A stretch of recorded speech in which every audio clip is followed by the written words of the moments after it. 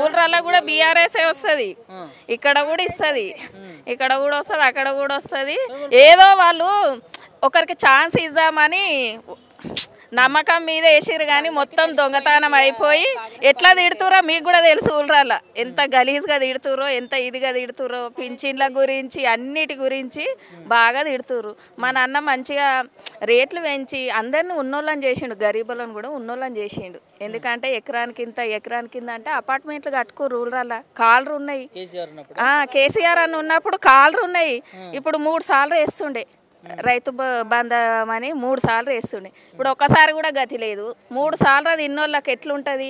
అది యూరియా బస్తాలకు గజ్వేలి కాడ ఎంత లొల్లి, ఎంత నరకం అనుభవిస్తురు.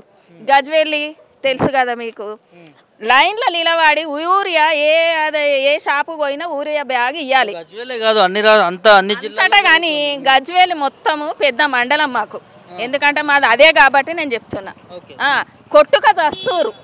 నువ్వు తినే పంటకు కూడా ఇవ్వకుండా నువ్వేం తింటావు? మరి ఏం తిని బతుకుతావు? నీళ్ళు తాగి బతుకుతావా? తినే పంటకు కూడా ఊరియా గిట్లా ఏమి ఇవ్వట్లేదు. ఆధార్ కార్డు ఉంటే ఇస్తాడంట. ఇదేమన్నా ఓటా? ఆధార్ కార్డు ఉంటే అన్నిటికీ ఆధార్ కార్డులు లింక్ పెట్టిండు. అందరికీ జాబులు లేవు, ఏం లేవు. ఎట్లా బతుకుతారు మరి? ఎట్లా చేస్తారు? ఊరియా వేస్తేనే కదా పంట వండేది. ఎట్లా వండుతుంది మరి? పొలాలలో వేయంది ఎట్లా వండుతుంది? మొత్తం కొట్టుకొని రోడ్ల మీద చచ్చిపోతురు అని మీద మన్ను పోయి అని తిడుతురు. లేడీస్ మొత్తం తిడుతురు అందరు. ఎందుకు తిడుతురు అంటే ఆడు బ్యాగ్ ఇవ్వలే. మనం వర్షాలకు వేయకుంటే ఎట్లుంటుంది? ఆడు బ్యాగ్ ఇవ్వకుంటే ఏడికేం చేస్తారు? అదేమన్నా మన ఇంట్లో నుంచి వండించేదా?